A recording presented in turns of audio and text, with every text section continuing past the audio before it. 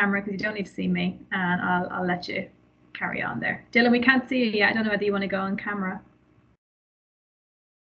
There we go. Nice to see you.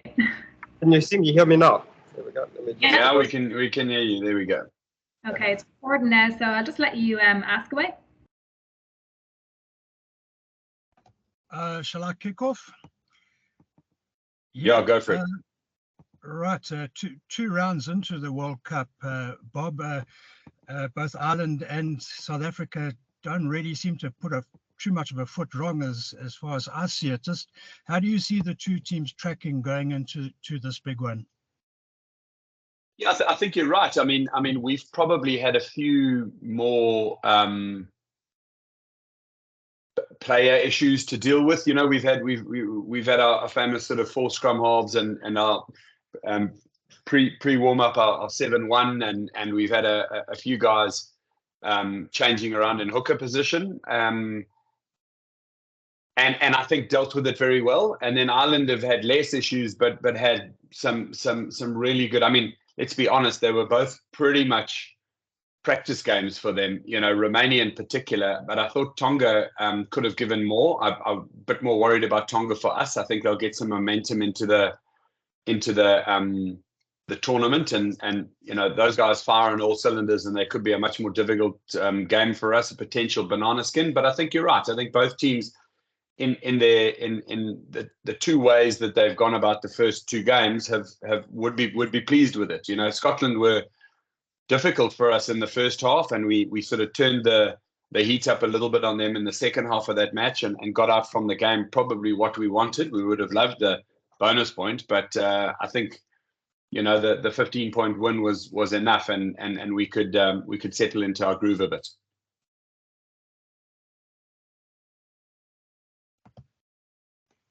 Thanks. Can I go ahead again? Bob, the big issue in the South African camp has been the injury to Malcolm Marx and the choice of replacement. Just your thoughts on whether it's quite a risky business. I mean, should Bongi go down with injury early in the game? Do you think the Boks would be okay? Just your thoughts on what has been quite a hot debate. Yeah, I mean, there has been a hot debate, and it's obvious to see exactly why. I mean, you know, the structure and the setup of the team of the squad is unconventional.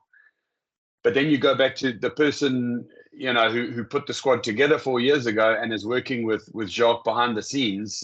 Rassie is an unconventional man. You know what I mean? I think that they've planned it down to the nth degree. I think they would have known who their 3rd and 4th hookers were. They've already said that Joseph Dweba is there and thereabouts. He's been in and around the squad. But if they feel that what they've got, as was displayed on the weekend, with, you know, Marco and Dion, then I'm comfortable. I mean, I think we bring something very different. I'd feel a hell of a sorry for the Irish analysis team at the moment, because they've got to go back and report back to Andy. You know, we've got 0 footage of this guy playing hooker ever before, so I don't know what to give you. But maybe that's part of the allure. Maybe that's what Rassie and Jacques have been working towards for a long time. I mean, I'm super sad for Malcolm, because 1, he's a hell of a rugby player, and 2, he's on top form. He's a big part of that team. He's been a huge part of building a worldwide reputation as a sort of a secondary pack, or the team with 2 packs, if you want, you know, from South Africa, and now he's gone down with a seemingly an innocuous event that led to injury. So I feel really sorry for him. But I do think the guys would be able to deliver. You know, I don't think that we're in a situation where we're putting someone in that position that can't play it and can't fulfill it. I think that's different. I think if we were sort of scraping the barrel and we had no players of ability, then I think we'd all be a bit worried that if we were, you know, let's just say we had 6 injuries at hooker and we were playing a guy who'd never played a test match before. I think that would be a very different situation to what's happening here.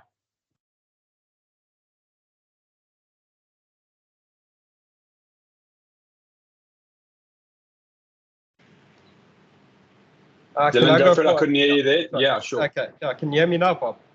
Got you. Sure. Thank you. Yeah, there seems to be talk that Eben Etzebeth could be coming back sooner than expected from his shoulder injury. Just how massive is his potential availability for this one, especially considering that if he is available, the Boks could field that 6-2 split and have 2 locks on the bench instead of 2 loose forwards potentially. Yeah, look, I mean, I think,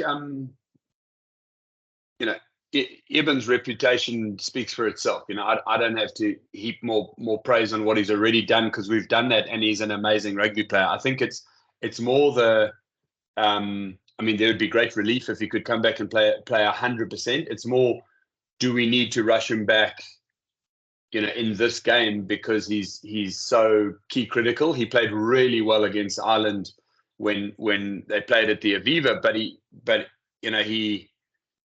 he's a sure, but I mean, I don't know how many, it's 130 odd test matches now. He's can only be so physical for so long. We I don't want to wrap him in cotton wool because he's not a fly half. He loves the physical stuff, but I hope he recovers fully is what I'm saying, because the World Cup's still a long way to go. So I think they'll take that decision. They won't take that decision lightly. But if he is back and he's at 100%, I mean, what a boon for the Springboks. It's just amazing because he's been such a great performer for so long.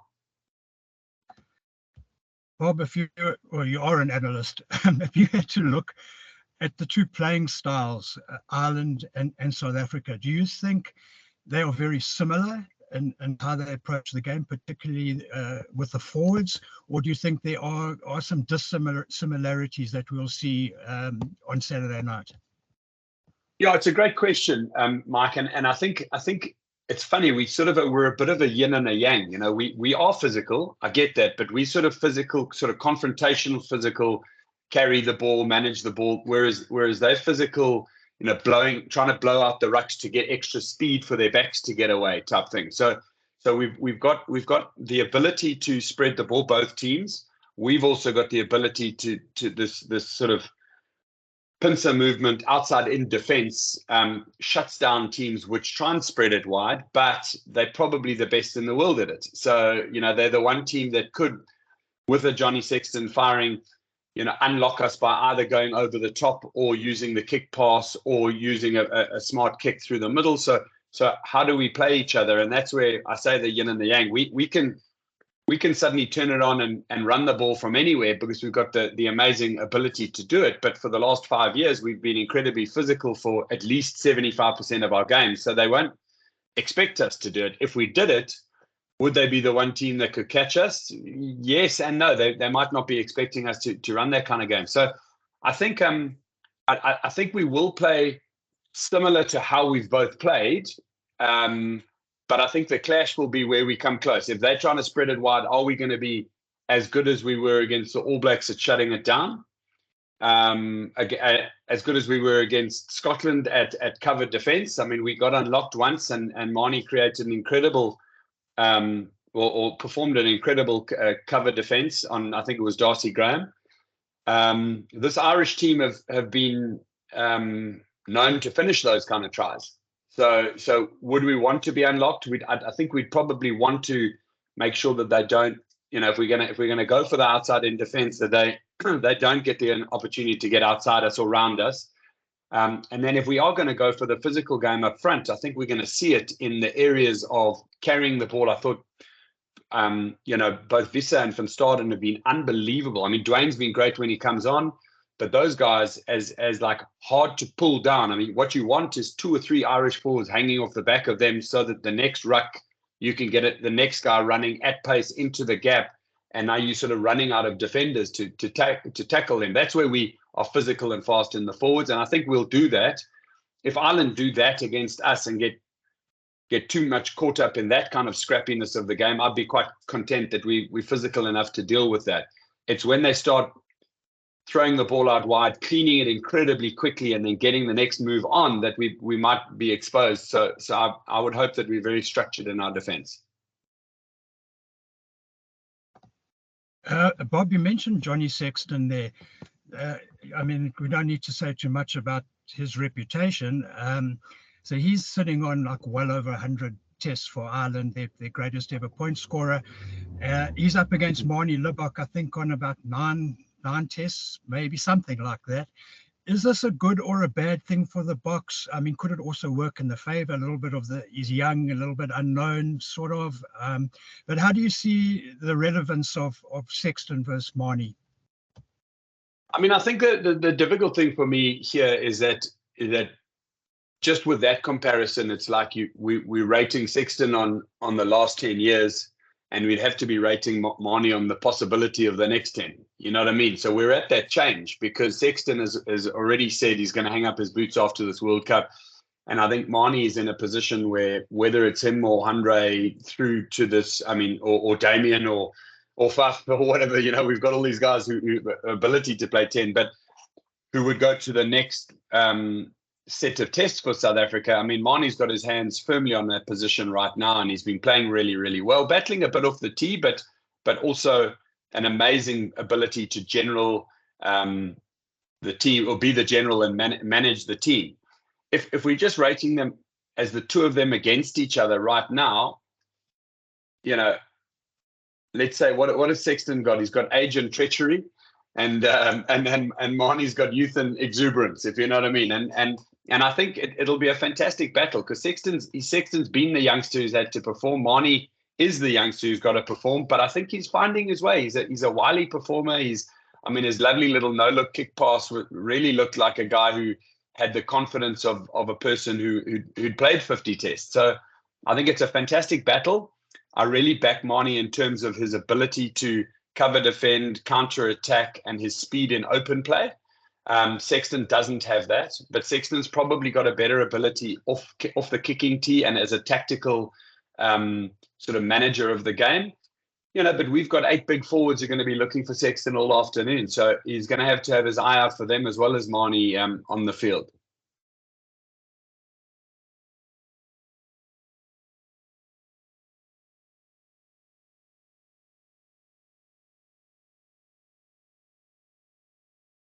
Dylan, anything else from you? I think Mike covered the questions that I actually wanted to ask about sort of Marnie and Sexton. That was one of the ones I was cool. But I think we sort of covered all the bases there. I'll just come in with one more, Bob. Your field of true expertise is obviously loose forward. Sorry, I got muted there for a sec. Just your thoughts on that battle. I mean, there's some hell of a players in that Ireland team, Van der Vlier, etc. You mentioned the Springbok guys. Do you see this battle as probably instrumental to the way the game goes? Given that the Bok guys will try to shut out Johnny and the Irish guys, they're key to how their octane game gets going. Yeah, I think it's a fair point. It definitely is a battle of the loose forwards. The loose forwards are the guys who find themselves in that sort of grey area between the attack and the defence. They've got to go and fetch the ball if we don't have it, and they've got to try and protect the ball if you do have it, and try and carry it when you're in solid possession. So I think you're right. I think the Irish loose forward, whichever mix they play, on and off the field, they've got probably as good, if not better, international level loose forwards than any team in the world at the moment. We've seen a lot of guys from Ireland, whether it's in the Player of the Year awards or whatever it is, guys having consistent performances against the best teams in the world in those positions. So I think absolutely. I think we do too, and I think our guys are playing very, very, very well as a unit, which is important as a loose forward, as a loose trio, or a bunch of loose forwards. So I think that's probably where, loose trio and 10 will be where this game is won and lost. Cool. That's great from my side. Fantastic. Thanks, guys. Good to catch up, Mike. I hope you stay well. Thank you very much, Dylan. Dylan, do you have a question? I just have one more. No worries, yeah. Snapping in with one late one here. We've seen the this might just be a bit of mind games from Rossi and Jacques, but we've seen them obviously use the 7-1 split before this World Cup, bringing Kwagga in. Do you think this is sort of the way that rugby is sort of going with these versatile players? Also looking at Marco Verstappen and getting a run at hooker, Dion Free being used between hooker and loose forward. Is this sort of the emphasis on versatility? Is this sort of the way that rugby is going into the future? Look, selfishly, Dylan, I hope so, because I think what it highlights is that there is a massive difference between American football or rugby league and rugby union.